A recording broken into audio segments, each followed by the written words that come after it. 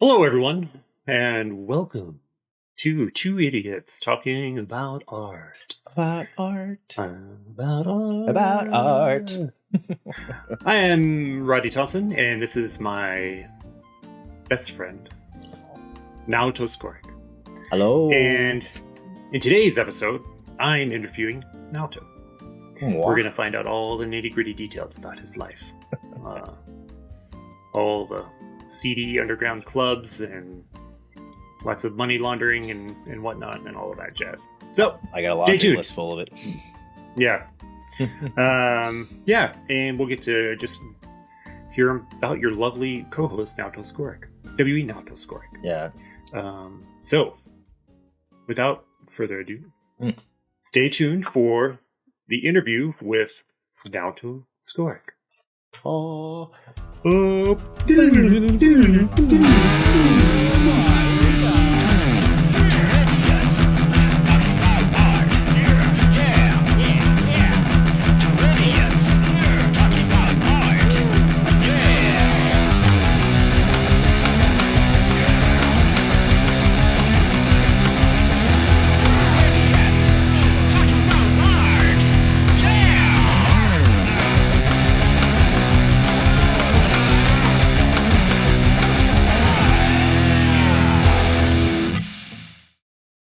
Hello, Naoto. Thank you for being on the show. It is my pleasure. Thank you so much for having me. This is truly a great honor, and I'm grateful to be able to interview the master Naoto Skorick. Thank you. I've been following your podcast for some times now, and I've been eagerly waiting for this moment. The fact that this has happened, checking off a box within my bucket list / dream. So thank you. Wonderful. I'm so flattered to hear that. Thank you so much. Okay. Let's get into it. Naoto. Yes, sir. Tell us a little bit about yourself. So, my name is W.E. Naoto Skorick. W.E. for those who do not know is literally just two letters, W and E. My middle name is Naoto. So, as you may expect, it's really hard for me to get a cup of coffee at, say, Starbucks or something, because they're confused by why my name is W.E. Apparently, AJs, RJs, and all them gets a pass, but W.E. just doesn't cut it for them, which kind of annoys me. I have to explain it every single time. Ugh. It's that either that or Naoto, which they cannot pronounce nor spell, so I'm doomed for life. Thanks, Dad. Thanks, Pop. Anywho. So funny, I went to school with a guy named that he used his initials W.E. Seriously? Yeah, in high school. Did you kill him? Or did you? I did. Yeah, I mean, there can only be one. That was my Highlander.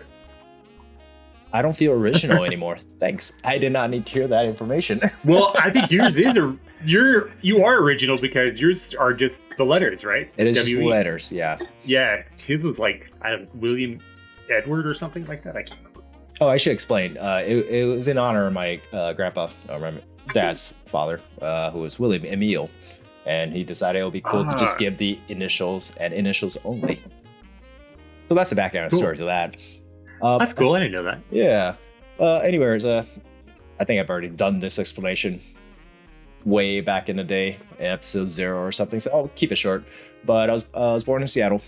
Moved to Japan when I was 3, and spent pretty much my young adulthood up till 18, and moved to 18 in Tokyo, and then moved to San Francisco back in 2001, and that's where I met Rodney at the good old Academy of Art, back in the day when it still was Academy of Art College, now university. Mm-hmm. And after graduating there, under the degree or BFA of computer animation, doing 3D modeling, within the first several months of fine-tuning my portfolio, as I was reaching the end, I realized how much I did not like it anymore. And decided that my true passion laid in more physical fine art. So yeah, I started working in charcoal, oil, ink, mainly those three, and leading up to now, which I'm still working and training in those. But now, after San Francisco, I moved to Austin, Texas, following Rodney-san, as a matter of fact, because he lived here. I thought it would be a nice change of pace, and wanted to be closer to Rodney so we could kind of work together. Then Rodney-san left. Then I moved away. Moved to Sacramento, left me here to hang and dry. Terrible idea. But I've been here since then, and liking it, loving it. It has changed quite a bit over time, but yeah. Who knows what the future holds for me in the sense of where I'm going to be, but as it stands now, I am in Austin, still painting, drawing, and doing all that. And that, I say that about sums up me. Yeah, I think you did a wonderful job there. So, tell me about how your family's influenced your work. Ooh. Oh, that's an interesting question. I don't think my family necessarily influenced any like specific style or series that I've painted or drawn before, but they were heavily influenced in me pursuing my career as an artist. My dad is an architect. My mom, she personally didn't do art in that sense, but she does Japanese calligraphy, shoji. Oh. So she's always been in that. My brother followed my dad's footsteps as an architect. My sister did more performance art, the ballet and all that back in the day, and does do more. I don't know, is modeling and all that technically an art? I guess in a sense. Yeah. She's an actress and a model. Actress, in Japan. For sure. So, yeah, so the whole family has always been kind of in a tight art. Yeah. Revolving around very creative art. family. Yeah. So I pretty much decided to draw because of my brother, if anything. I was always kind of one of those kids that followed my brother's footsteps on everything because I just adored him, even though we constantly get in fights and so much disagreements. But his early works are just so inspiring, and I wanted to be more like him. So I think that's kind of what started my venture into drawing as a kid. As far as like further influences, though, I guess both my brother and my dad showed me into the world of fine arts. My dad took me to museums as I was a young kid, and I don't think I appreciated a lot of the work back in the day. I mean, in the scopes of like me feeling mesmerized by these works and just finding it astonishing was there, but I don't think I fully understood what I was feeling appreciated for till later days. I think more the fine art in itself came into my life in a bigger picture in my high school years during like some of the gallery visits that we did in my art classes.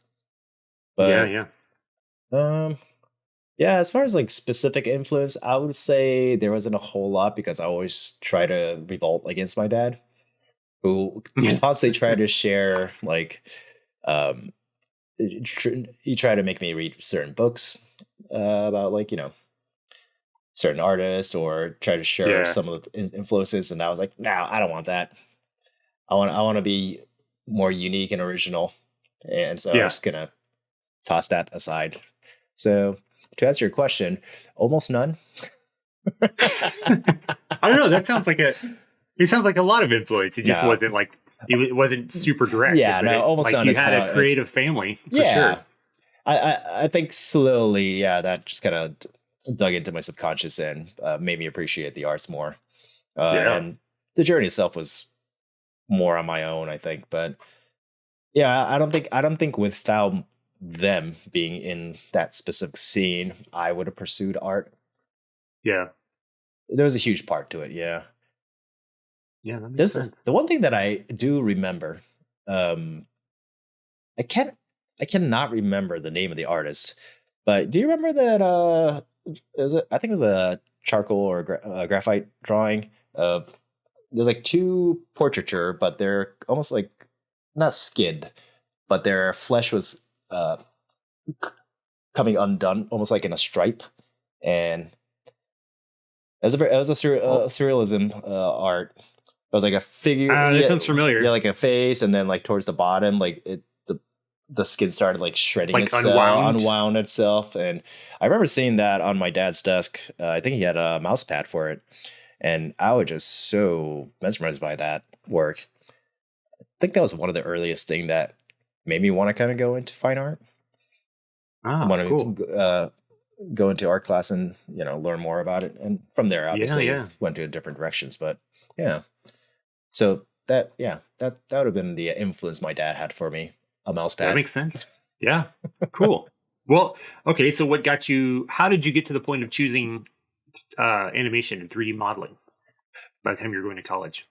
So going into college was kind of weird for me because it was one of those things that kind of felt as if it was a necessity for everybody to do.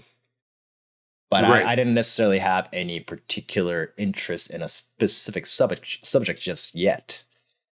And early on, I remember when I was like starting to think about going to college, what I really wanted to do was um, go into acting, mainly because I was a huge fan of like Oh. kung fu, martial arts, and all that. I like watched all the Jackie Chan movies back in the Yeah, day as a yeah. kid, and it was right around the time that I was in what was that junior year, I think. The Matrix came out, Yes. and I loved it so much. I'm like, oh my god, I wish I could just like do that on screen, and so I kind of consider maybe going to film, Yeah. but I didn't really know what like how to even apply to be an actor or like how to pursue that dream. So I kind of naturally started looking into just school that had art programs or film programs in it.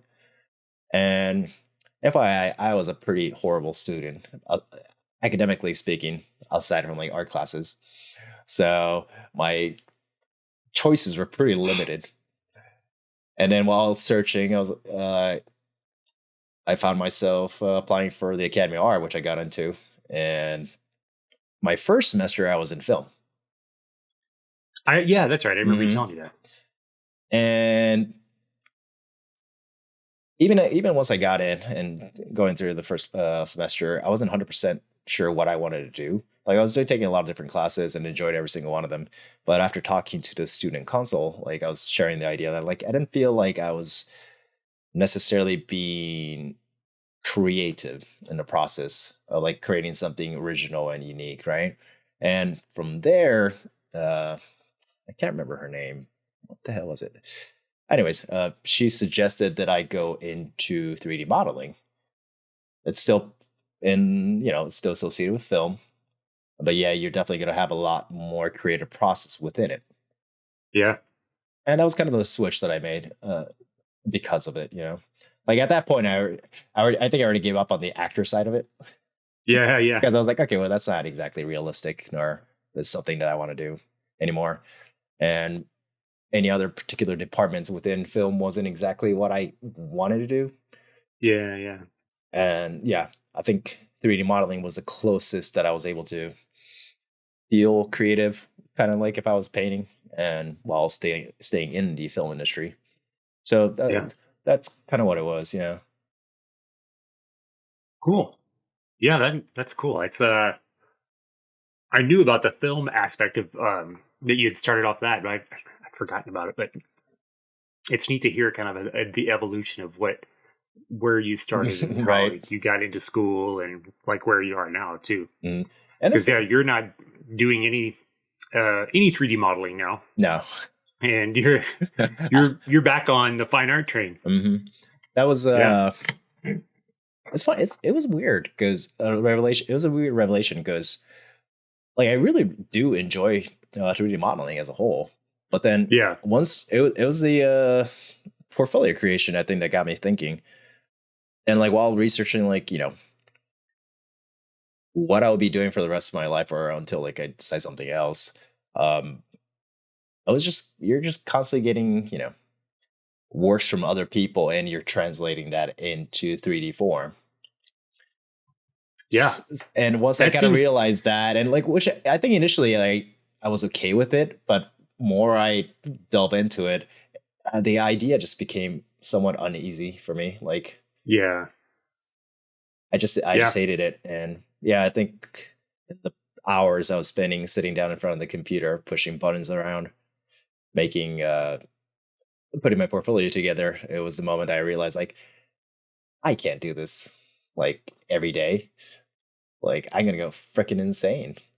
Yeah, it reminds me a lot of like how commissions work, and if you're just doing commission after commission after commission, you're just doing what other people tell you to do. Yeah, and you're not getting that opportunity to flex that kind of creative muscle. And well, you still kind of get a bit of creative input into that, right? Like with commissions, yeah, it's because like it's not like people are not, at least all of them are looking for a photorealism from your work. They're looking for a replica of a picture they'll present to you, but in your style. Yeah. Right. Yeah. Whilst if it comes to 3D modeling, it was most likely about like, okay, this is what we want in this particular style. Make sure it represents this theme that we're going with and nothing else. Yeah, that makes sense. That sounds like it would just kill your creativity. Yeah. And you know what? I think it's the narcissism within me. I don't want to be a little wheel, cog wheel within a grander scheme. I don't want to be the one name in the 10-minute credit roll. Just wave of people that participated in the project. I didn't want to be that. I wanted to, Yeah. I wanted to showboat myself, I guess. Yeah. Well, no. This is where I think you and I think there's a bit of truth to that, to be honest with you. Yeah, I think this is where you and I relate, because I do like being a part of a creative team, but like, of course, yeah, that would be. I think I like just more the community. I like hanging out and painting and drawing with people, but to be able to like create something with somebody, that would be. I feel like, depending on what it would be, like doing it in that scenario, that sounds like my brain wouldn't function well with that for very long. Yeah. But yeah, I think you and I are similar. Like we've got this, like all of these big ideas that we want to just like accomplish on our own, and like we want to have our own vision come to life, and not doing it for somebody else. No, 100%. I mean, yeah, I feel like anytime there's a group project, like whether it's work, like my day job, or anything else, if there's tasks to be done, I'm always the one that's trying to like collect as much of that for multiple reasons. One, because I'm like, I don't want them to work too hard. I don't mind, so I'll take care of it as much as possible. Yeah. And then regretting it down the road, be like, yeah, this is too much to Yeah, you bite off more than you can chew. And but it's not that I don't want to share the credit, obviously. With this podcast, I don't go around telling people this is my podcast. I make sure I use the pronoun our. Our podcast. You better.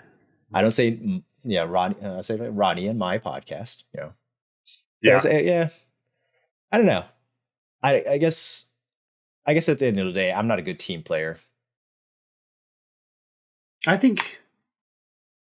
mean, the fact that you were like, I don't want them to work too hard makes you a good team player. Like you're maybe like by doing more than you really need to, but if you're helping other people more, then I think you're a good team player. I think maybe it just isn't. Well, because in my selfish and narcissistic mind, I think I could do a better job than the other people. You and me both. I feel like that too. Like why don't you? Why do you think I'm not allowing you to edit the videos, Rodney Song? Very true. Honestly, that is a very, very wise decision. Because it would be terrible. Well, also you don't have the Really. program to do it, so Also actually, another yeah. excellent point. I think there's a bit of truth here and there. I'm obviously joking on certain parts, but definitely a sense of me going like, you know what? I feel like I could do a bit of a better job as a whole and be proud of it. And Yeah. and truthfully, I just like to do things.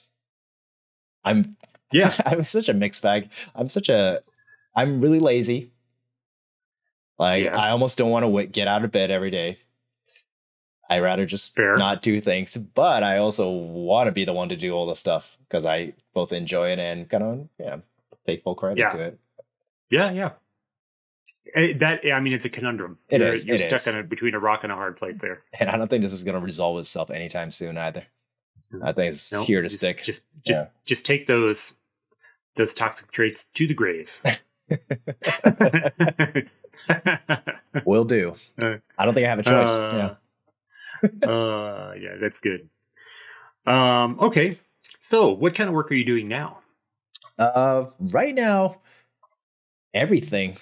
So obviously we're both kind of gearing up for the East, which Hmm. is pretty much all the work that I'm working on right now. I'm in that weird position where I don't have a specific series or a style that I'm constantly working and repeating, Hmm. like your Fire Flame series is a great example. Like I don't have that yet. I'm I'm finally at a point where I'm trying to nail that down, which I'm kind of getting. I'm in the process I'm working on right now. I'm finally finding that out. So, Yeah. which is kind of unfortunate for this particular exhibition. If you're to go to see somebody's work on a wall, you're hoping to see some form of conformity or Continuity. continuity with it. Mine's just Yeah. going to be all over the place. It's just going to be a lot of it's going to be old work, unfortunately. Things are Yeah. taking a lot longer than I anticipated right now. So I'm going to have That's few new yeah. pieces, but not a whole bunch. That makes sense. Yeah. But I'm kind of working on obviously I'm finishing this piece. Yeah. That night I'm scene. starting this week. Yeah. Nice scene portrait. And I'd like to do three more oil paints. And then while doing a couple ink drawing, which after talking to Jose, realized that, I should look into what I really love and where my interest lies. I haven't done that whole spend a You, night. you didn't start your dream board yet? I haven't started my dream board yet, but I have been thinking what that particular thing is, and I don't know, I've been really into kimono and design and just Japanese aesthetics as a whole. Oh yeah. Which I did a piece a while back. I don't know if it's visible in the camera. It's not.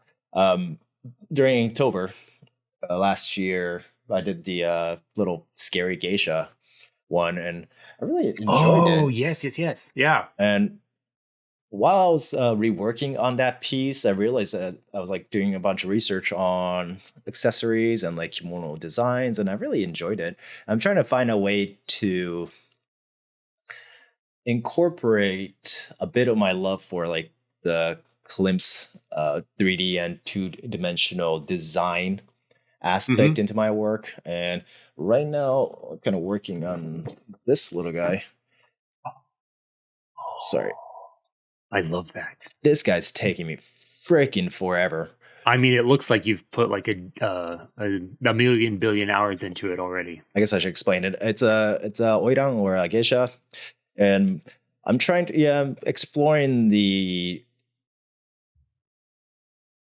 So I'm doing three things. I'm trying to find a more stylized look while maintaining a more fine arts realism, while still being a little bit more not caricature, but more the illustration approach of it. Mhm. And as far as things in the foreground and the background, I'm trying to kind of blend the again, the 3D and 2D elements to things. Like the flower around her hair is supposed to be more the 3D side of it. And I try to look into background on the kimono side, kind of melding together. Still working on a design that will work. It's kind of unfortunate. It's one of those pieces where I'm figuring things out as I go, but in ink. So I have to be so certain about what I need to do. So there's been just stressful. a stressful, long process of drafting as I finish the piece. Finally, it's getting somewhere. But the thing is, I really want to do color for it, but I just don't know what the perfect application of that would be. I thought about marker, but I might even do a 2 split parts too, where there's going to be an initial black and white ink, and then I'm going to scan that into Photoshop or something and actually do prints in color. Oh, like digital. Yeah. That sounds like a cool idea. Or at least, do then that. You can do like varied colors. And stuff. Yeah. That's cool. So that's one thing. That's another thing I'm working on. And I might be doing a few more ideas around geisha-based works. I really want to recreate The Lover by Klimt, but with using geisha. Oh, and Japanese design. I would love to see that. Would you do that in ink as well, or would you do that like oil painting? I'm probably going to do oil painting for that. Sweet. But I might actually do, if I have the time, I'm going to do an ink work as more of a draft, but still like a finished piece, and then translate that into oil. So I might have certain pieces that will be in both ink and oil paint. And then awesome. There's the other one, which I've been working on for a long time, which is the Checker Pattern series, which is back there and over here. Trying to find new light to these series, which might actually fuse with the series I was just talking about right now.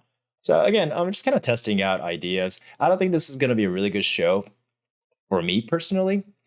Like it's not gonna be like a finalized exhibition on my end that has a statement. It's more of it's literally gonna be, what does Naoto have in his workshop, and just gonna check. Because I that's the way a lot of East artists do it. Like they'll do it like an open studio, and it just it's like, this is what I got. And then there's the other series that I'm going to be finishing. Start of it. It won't be a series, but something to do with skeleton. Cool. Still working on the design of it, but that will be a rather large, probably similar size as that. Was that 24 by 36 or something? But it'll be on oil paint. Wow, you're going to get that? That's going to be in the show? I hope so. What do we have? Oh my God. Not enough time. Yeah, we got like 6 weeks. Well, here's the thing. I personally, oil paint is a lot. I mean, obviously, everybody knows this. It's a lot faster. I'm not going to do like the hyper realistic one where it's going to take me 80 plus hours, 100 plus hours on a piece, So once I started doing my oil paint stuff, it shouldn't be too long. Yeah. Oh, and also I'll be touching up on a lot of the charcoal portraitures that I worked on previously, mainly like the Black Lives Matter series. Oh yes, and all that. I would like to have those done by then too. So so I got a lot going on, but very little time. Yeah. Well, I'm excited to see all of these. Me too. Your ink drawings too. Your ink drawings are just, I just love them. I love your style. Thank you. Your line work is superb. It's just, anytime you come up with new stuff, like the last couple of Inktovers that you did were just brilliant. Oh. And I know you, like, there's one that you didn't, like, I think it was last year or something. You just didn't feel like you hit it quite as well, but it was still so good. Or like a year before or something. So well, thank you. I'm actually be showing some of those too. If I'll probably get a mat cutter or something and just have a little, or maybe not even that, just kind of have it on the side for people to scroll through. Yeah. Oh, I should mention, as far as like the ink drawings and all that stuff, because if people have been listening to some of these podcasts and they see my current work, they're like, oh my God, he's copying soy milk because he just literally talked about it so many times. Not true. I definitely got a lot of inspiration after seeing her work, but it was like a lot of things that I've been kind of putting together, touching up, but then after seeing it, it just kind of there was a certain clarity of what I wanted and what I've been trying to go for. Yeah, she's just inspired you. That was a huge help for sure, but just so that nobody tells me what's what down the road. Yeah, like, no, I've been working on that kind of stuff before. Yeah, cool. So I'm going to maybe what kind of products do you like to use, and then what kind of pens and ink are you using, and also for oil paints, what kind of stuff are you using? Copic for inks. Been using. Do you use their fine liners too, or the fine liners? Yeah, they're tiny, like I don't have one near me. Like the small 0.5. Yes. Those Copics, markers, microns. The microns okay. Usually, the Sakurais, but I pretty much use all the time at this point. Microns are so good. And I still haven't gone into my fountain pen, not fountain pen or actual illustration pen. That's next thing on my list to. I don't think I'll be using it for this coming exhibition. The show? Yeah. It's scary to introduce something completely new. Yeah. In such a short period of time. All my fault. I could have been doing this a long time ago, but I have a weird thing when it comes to preparing, I don't know, I have to be in the right mind space to get going. Like once the gear is on, like I'm like work, but like once it shuts down, it takes me a while to get back in there. I'm a shitty car. Sense, yeah. But so Micron and Copic is pretty much what I use as far as any ink drawings. I'm actually trying to stay away. What about the paper? What kind of paper do you use for that? So paper I've been using.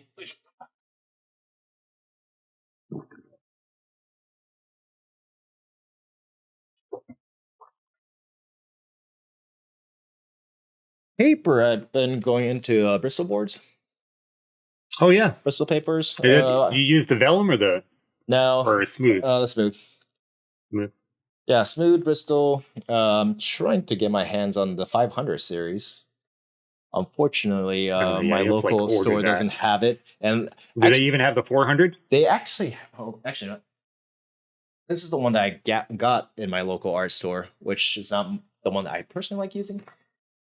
Yeah, no, I did get the 500, but I was only able to find it on Amazon. And it's hard to see, but there's a little dent in the corner here. Not that visible, but for me, it's such a sore. I can see it. I was very annoyed. Is that all the way through? Is that all through the whole pad, or half maybe? Bummer. That's like 20 sheets. How long have you had it? Send it back. No, I don't like sending things back. I'm very Japanese about that. But that's my choice right now. Strathmore Bristol 500 plate surface. Cool. Harder the better, mainly because I do a lot of drafting, and these you can't really see. Well, actually, no, you can't. Sorry, this is the other way around. While in drafting phase, you can't really push in too hard, but the ink doesn't smudge as much. Oh, that's not at all. You can get a really clean line work with these. So I love these. Nice. Obviously, I'm still testing out different papers, but if anybody's got other suggestions, hit me up. Yeah, but pretty much paper-wise, I always we use Strathmore more than anything else. Even my charcoal, I usually do Strathmore recycled paper, the gray tone. Oh, yeah.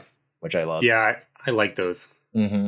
I was surprised how much I like that I gray tone one. wasn't a huge fan at first because it didn't have the texture to pick up the charcoal, or at least it felt like it. I wasn't able to lay down as much, but after I got used to that, yeah, that and the mixed tone paper that we both used.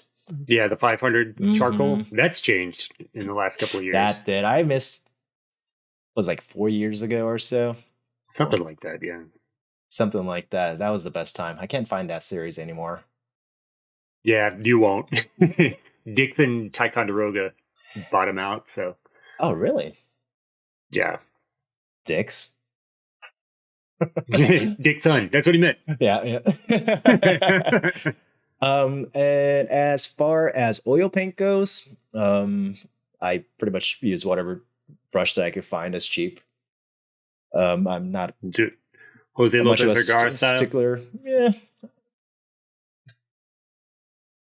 Gamblin is pretty much what I use as far as oil paint. Oh yeah, that's right. Yeah, we kind of talked about this last time too. It's like not the lowest quality. It's good. It's good paint. It's good. Yeah, I think it's a good brand. Yeah, but it's right They're there. A good affordable brand. Exactly. Good in the middle of the road, I feel like. So correct. And I'm not a good painter or like seasoned painter as you are, or the other people that we've interviewed. So I'm still learning as I go. Oil paint's really the thing that, I can't jump right back in. It takes a long time for me to get that gear going on. You got to just do it. You got to make yourself do it. I know. And then once you get in it, then you're like, oh, okay. Yeah. It's funny because in my patio, I have all these wood blocks, like compressed wood blocks that I got from, who was that? I was helping, you remember Franklin's Barbecue? Yes. Yeah, I was helping Franklin. I love it. He asked me if I could help him. One of the girls that works under him asked me if I wanted to help him move storage space. Like this was like years ago. It was like 4 years ago, I think. And so I was out helping him out, and he had this box full of just compressed wood, and he was going to chug it. So I was like, "Can I have it?" So I have this, about 50 sheets of compressed wood blocks sitting in my patio. I'm just waiting to stand it and then actually, put a little bit of underpaint on it. Primer on it. On it, which I haven't gone to do it yet. So if it starts raining any day, I'm pretty much screwed. But hopefully I'll do it hopefully this week sometime. But I'm going to be doing some portrait study with that. I thought it'd be a good one. Sweet. Yeah. Oh, that's awesome. That's a lot. That saves a ton of money when you're able to do that. Oh, 100%. Is it like an MDF or like masonite, or is it? No. Here, I'll show you. Give 1 second. Okay. So it almost looks like a floorboard that they would use in an attic. Oh yeah, just plywood. Yeah, just plywood. Yeah.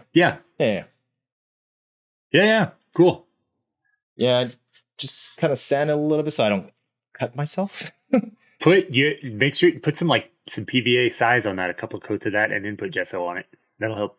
Oh, okay. Seal it. Well, yeah, I will. You need to tell me more about that later, and I will. I'll send you some info on it. Okay. But yeah, I think that kind of covers it, right?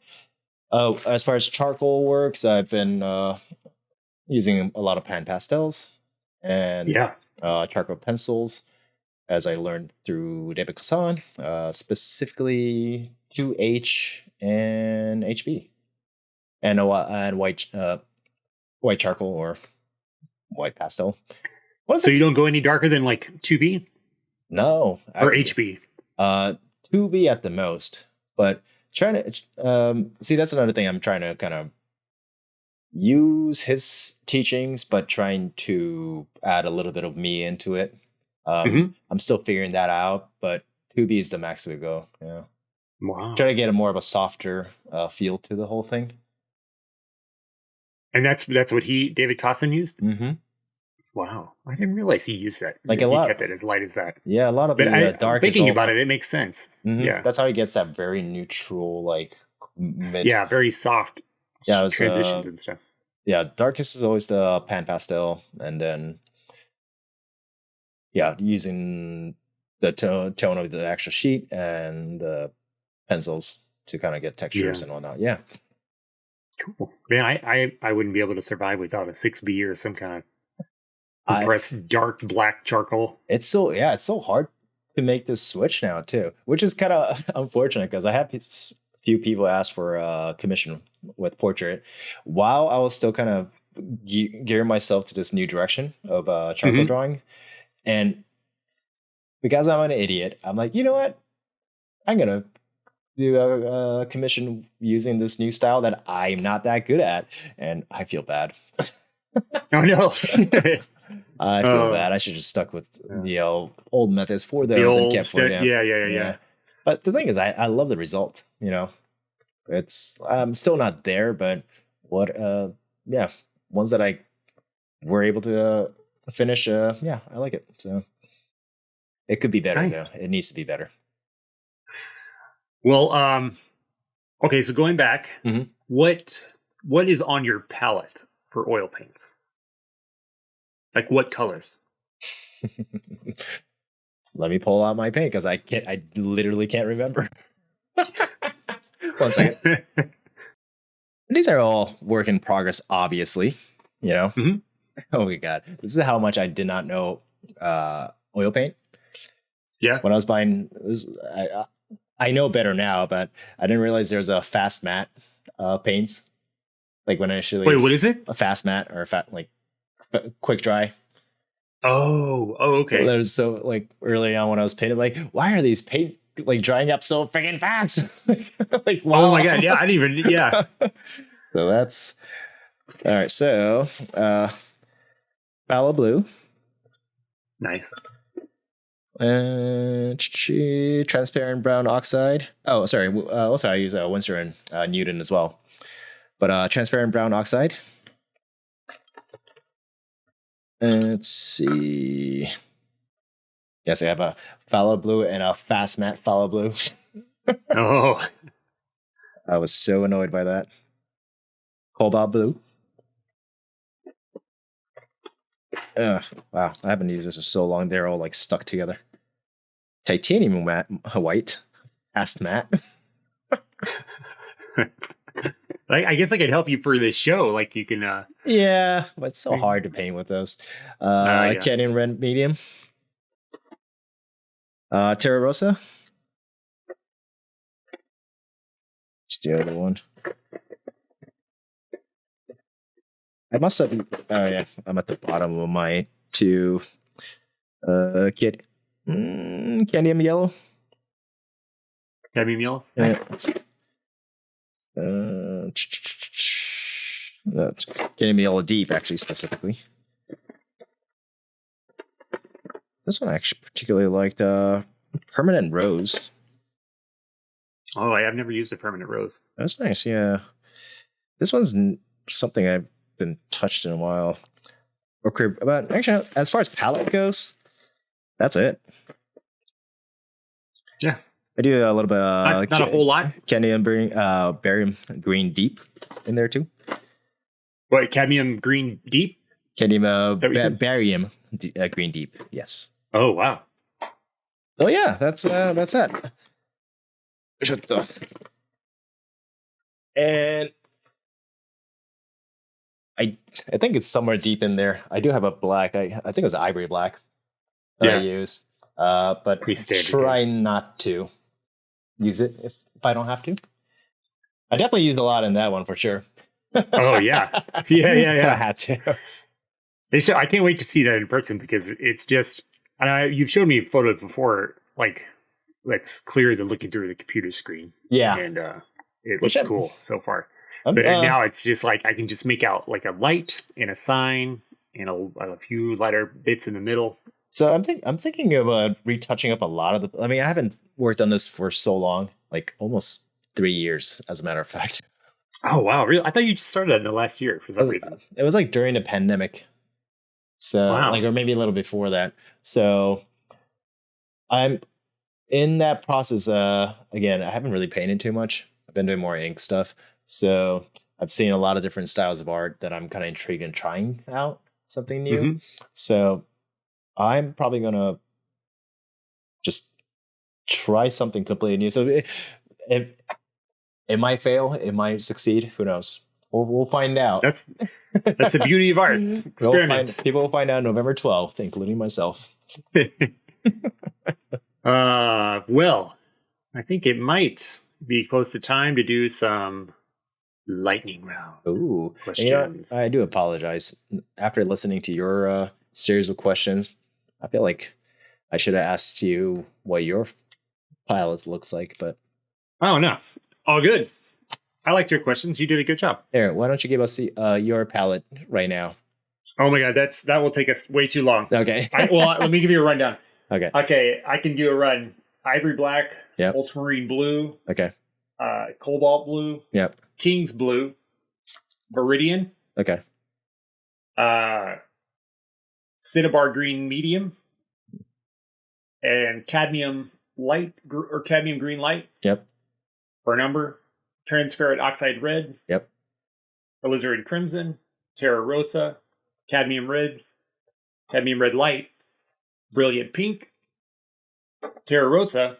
I'm sorry, no, yellow ochre, cadmium orange, cadmium yellow deep, cadmium yellow light, cadmium yellow pale, cadmium lemon, and lemon yellow, and titanium white. That's just what's on my palette. I have more other than that. I mean, you have a huge palette. Do I have too little? No, I think limited palette's great. Yeah. I sometimes have too much. Like I won't, like for the portrait I just did, yesterday I didn't use. How do you guys pick your palette? Like, do people tell you, like, the initial start of, like, beginners? Is there like a list of colors of, like, oh, start with these, and then you kind of branch off? Or because I just go to the store and, like, I like this color, I like that color, and then they'll be occasionally be like, you should have this, and I'm like, okay, here's an oxide brown. Yeah, they usually start with a limited palette. So like either a Zorn palette, which is ivory black, cadmium red light is the sub. I think Zorn used to actually use vermilion. Yeah. And then it's yellow ochre and titanium white. So the black is your blue, and then yellow ochre is your yellow, and then the red is the cad red is your red. You know, so you get your primaries, but in a broader value range form, right? And then I think in school it was like ultramarine blue, yellow ochre, terra rosa, titanium white, and burnt umber. That's what they made us start with. Well, so I guess then you just kind of build from there. They'll recommend more colors that you can, like some of the cadmium reds and all that stuff, and then you pick up more as you go. Right. Like of course. All my cadmiums, like I just listed off, were because of fire. Like the only reason I have all of those are because of fire. Okay. And I mean, I would still have some cadmiums on there, but there's just I want them on, like, have a bright, nice fire. Nice. Yeah. All right. Well, thanks for sharing that. Yeah. Thanks for listening through all of that. We're getting into lightning round. Are you ready? Lightning round! Bring it. All right. Question number 1. Wait, how's this work? So, yes. Good point. I should explain. I will ask you a series of 10 questions. Okay. And you shall answer them without thinking. Okay. Just lickety split. Make it quick. Don't think. And we're gonna do that. So let's begin. Ready? Do it. Are you a hamster or a ferret person? Ferret. Good. Nice. Okay. If you had to arm wrestle one dead artist, who would you arm wrestle?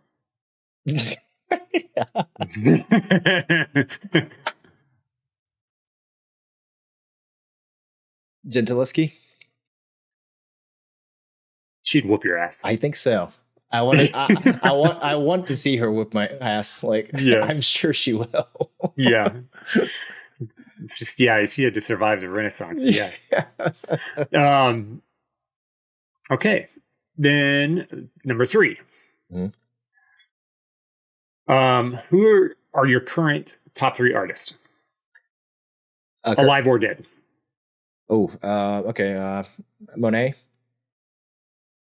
Klimt, obviously, and Alfonso Musha. Very cool. Yeah. I don't know if that's garners as my top three, but it was the first three that popped Is it in my like the head that current? I Yeah, love. I Yeah, think that's totally appropriate. and Okay. those are kind of like style that I'm trying to inspired by most, I guess. Yeah. Yeah. Okay. I'm sorry. Ronnie Thompson. Yes. Thank you. I'm the bonus round. Yeah. Number 4. What are you listening to right now when you draw or paint? Your voice. Oh, thanks. Well, I'm sorry. When I'm painting, okay, sorry. I'm listening to. Should I list all this stuff or? Yeah, just whatever you're currently. What's the last thing you listened to while you were working? Trico. That's spelled Tricot. Yeah. It's like it's Japanese. They call trio. themselves Tricot. You could pronounce it, but it's Trico. They're a Japanese. Mostly female band, alternate rock. They like to label it themselves as, but technically it's more math rock. A little punk, more math rock. Actually, yeah. Okay. Very cool. Yeah. Okay, number 5. I think, right? Yeah, number 5. I think so. Yeah. I'm stealing this question. If you had one art supply, oh, okay. What would it be?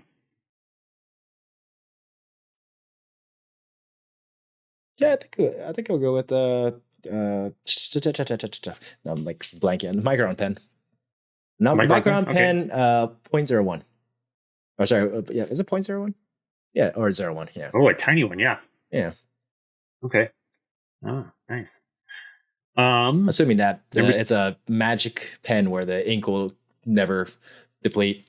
Yeah. I think that's the rule. It's like my 2B charcoal pencil that I said last time was. Ooh, can I change my answer?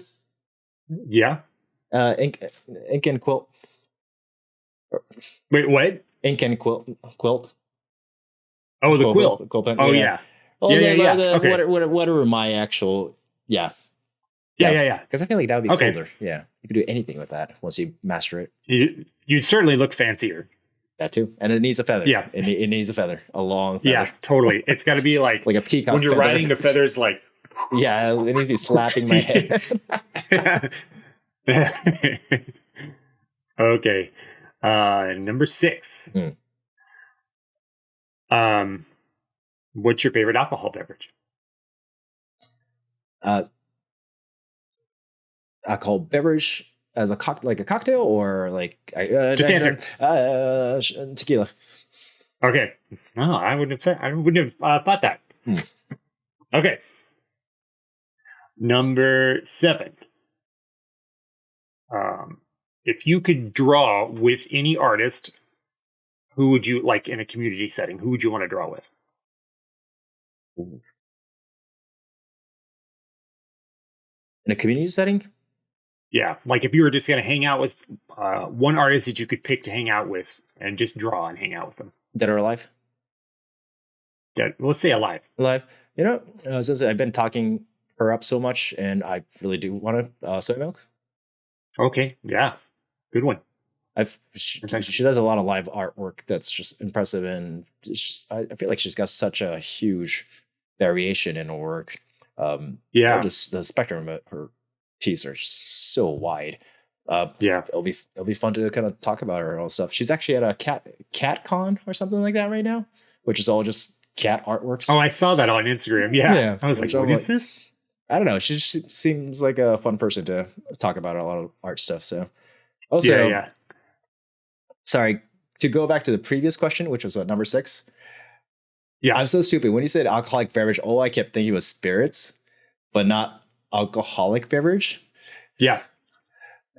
So I'm going to change my answer. Okay. What's your answer? Seishu or Japanese sake. Oh. Sorry. Nice. It makes like, I don't know why I do that. I do that stuff for a living. So I don't know why. Yeah. Yeah, that makes sense. My head.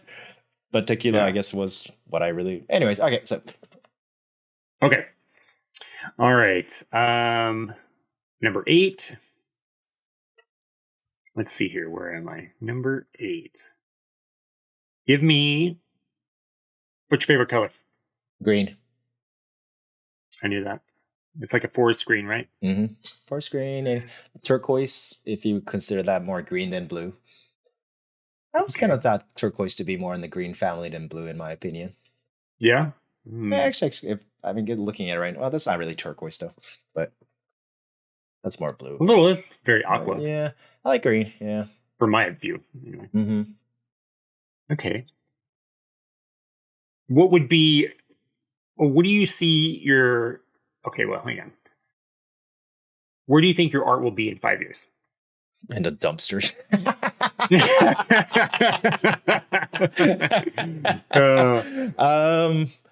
Me as an artist, you mean, or like okay? Yeah. You say you as an artist.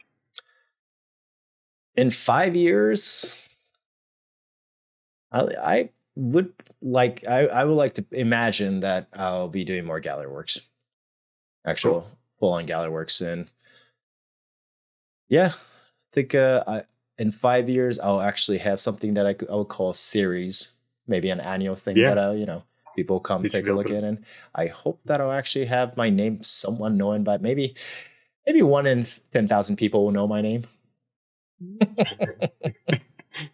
Hopefully. Okay. That's still a lot if you consider the overall population. Yeah. But that would be a ton. Yeah. I feel like that would be considering the million billion people living on the planet. Yeah. What has been your favorite interview so far? Ooh. Like who? Yeah. Pressure. Oh God, you better pick the right one. My most favorite and the one that I felt it's kind of unfair question to ask, because I feel like we got more comfortable interviewing as we actually did more of the interviews. So personally, I think the most fun I had, I think it was Jose. Yeah. It was a good one. I feel like, again, because we've done more, I was more confident and comfortable with asking questions and whatnot. And he just had a lot of anecdotes and advices to offer, for me personally too. And it was just nice. And he was a first person to actually take up on the offer of popping a beer mid. Yeah. Awesome. Okay. But that being said, sorry. Every single one, I'll say, they're all great. I think my top 3, if I were to say, was Jose. I think Shannon Baugh. I had such a blast. Yeah, that was a good one. And Chris was just a wild card, and because of his hard work occasionally failing, that it gave me, I never got jump scare mid interview. I thought that was so hilarious. God damn, I don't know. Then I'm starting to think like, Shannon for sale was so fun. Ariana was so fun. It's kind of a trick question. You're supposed to say all of them. Oh. Oops. Well, I put a target in my head. Yeah. They're all amazing. They were all fun. Andrew Kadima was amazing. Yeah, that was a good one. Yeah, that feels like an age ago. That feels like it's been so long ago. Kai was great. Oops, sorry. Yeah, Kai was great. Bless you. Who am I missing? Anyways, yeah, Monica. Monica's great. Yeah. How could I forget about Monica? Jesus. Yeah. Corey was amazing. I can't pick. Okay, number 10. Why did you accept being a co-host of a podcast called Two Idiots Talking About Art? Well, I was bored. Well, for one, you made a really good point, which was we kind of talk about art all the time. Why not just record it? Some people might find it interesting. Some people might not. But I also, it was right around the same time that I was starting to do online stuff, mainly playing video games on Twitch and trying to do more of a channel where I'm doing art. And I personally wanted to practice more of my public speaking side of set of skills, which I'm sure everybody realized I suck at this point. You and me both. So, it was a good way to, I thought it was going to be fun. I love talking to you about all this stuff, and it seems like a few people out there enjoys it too. Thank you very much for those people that left us really nice comments. Yes, really so appreciated those. Yeah. It was, again, I thought it would be a good way to actually practice talking as a whole. And I don't know, just a concept in as a whole, just, and then you said it's going to be called Two Idiots Talking About Art. Sold. Yeah. It was so we set the bar low, so we only have up to go. It sounded like it was a bulletproof idea, which I still think it is. And I don't know. I think as a freelance artist or somebody trying to, make it as an artist, I personally felt like I had to do a lot of different, little bit of different things, Yeah. And this is just kind of a nice way to put that on the list of things. Obviously, we're not making any money off this, but we will be making millions of dollars soon. Yeah. Who knows? Who knows what the future holds for us with this podcast? But I just wanted to talk with you longer and all the time. Thank you. That's all. Thanks. Thanks, friend. And also, once we decided to do interviews with other artists, it was such a great time it was a great excuse to get to know artists, both people that I don't know and people that I do know that I would eventually have the balls to ask for them to come onto this show. Yeah. The perspective of that, oh my God. Yeah. And it's been really fun being able to connect with a lot of different artists. Yeah. And just hear their backstory and their process and all of that. Mm-hmm. So yeah, that that in a nutshell are the reasons. Yeah. Why I am part of you.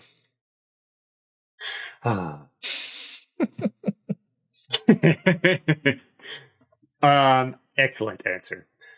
Okay. So now let's jump on to the Question Express. Oh yeah, I totally forgot about that. All right, so yeah, go on. So, so we're doing Jose Lopez Vergara's question. Yeah, and I had to do it. Now you've got to do it. Now I got to do it. And the question was. If you couldn't be an artist, if that job didn't exist for you, what would you be? Can I get multiple answers to this, or? Yeah.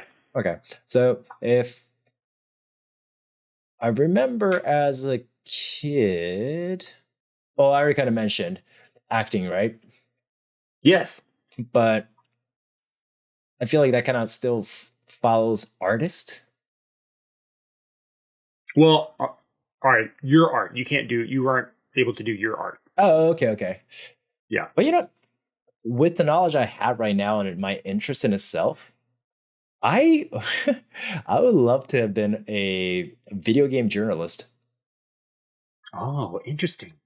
I see a lot of channels on YouTube that I follow that has they're collectives that have background in journalism.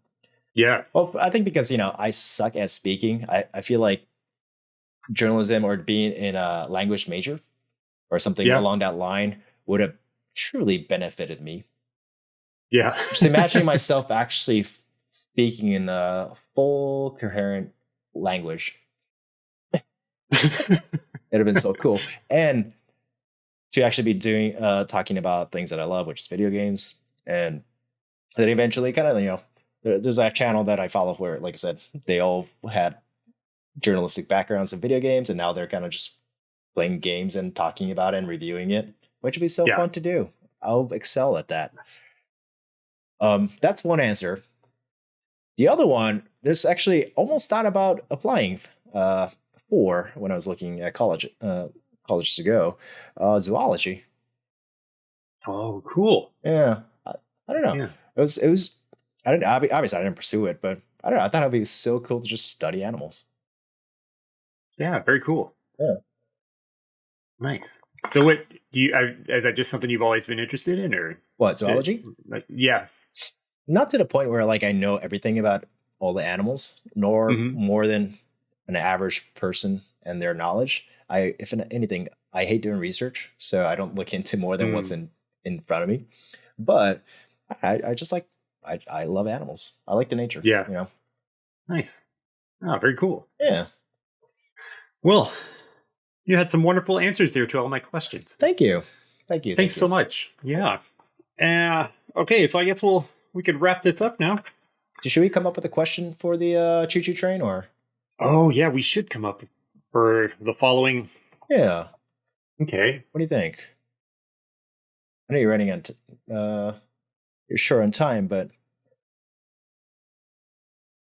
do you have any ideas? None whatsoever. 20 minutes later. Ooh, how about this? What? As an artist, describe your own personality. Wait, your personality, Natalie? Personality. Personality. Describe your personality in a style of art. Ooh, are you a cubism? Are you a minimalism? Are you a surrealism? Like a movement? I guess not a style, but a movement. Could it be all? Oh, a movement. Okay, well, dang, probably surrealism. I would think. Yeah, that seems like the best fit for me. I would be. What would I be? 2 hours later. What would you be? I think I'd be an impressionist.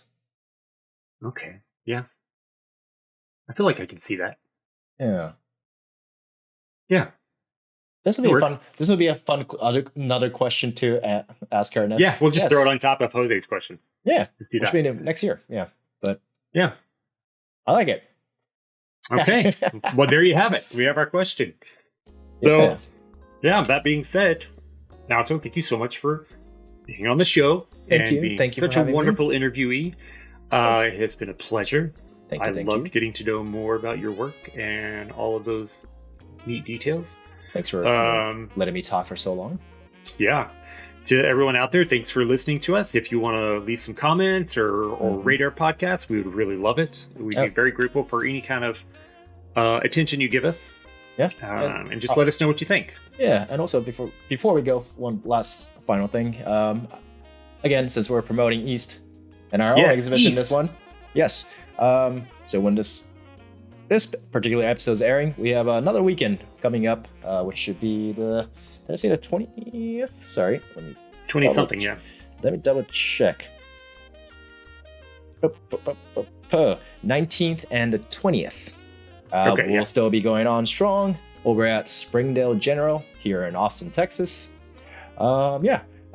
Saturday, Rodney-san should be there to kind of keep you all entertained. Me personally, I'll be there Sunday. But yeah, come check us out if you're in the neighborhood. Yeah.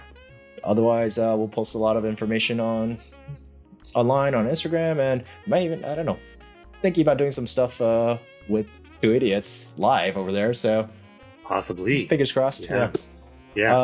But nobody will listen to that one. Yeah. All right. Yeah, that's it. Yeah, please come check us out. Okay. Yeah. All right, guys. Thank you again for watching, listening, all that. And we love you, and we will see you soon. All right. Bye. Should we do it again? They're making art. They're talking art. One of them's so gown. Naoto-san, I have a great idea. Oh, what is it? The other asked. Let's do a podcast. And so it began.